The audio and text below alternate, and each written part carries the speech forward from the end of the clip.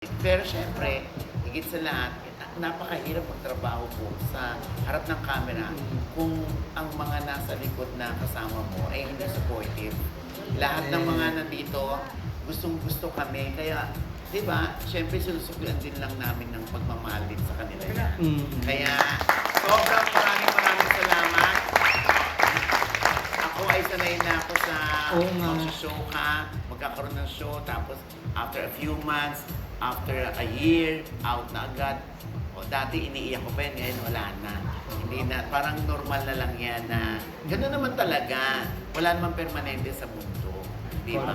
Kaya yung iba na nagkakalat, na magsasara na kami, o tama kayo. Hindi Malay naman, di ba? Malay mo naman. Palay niyo naman kayo ng next. Hindi, tsaka nag-chat si Keith. Ano daw? Diba, isa lang naman lagi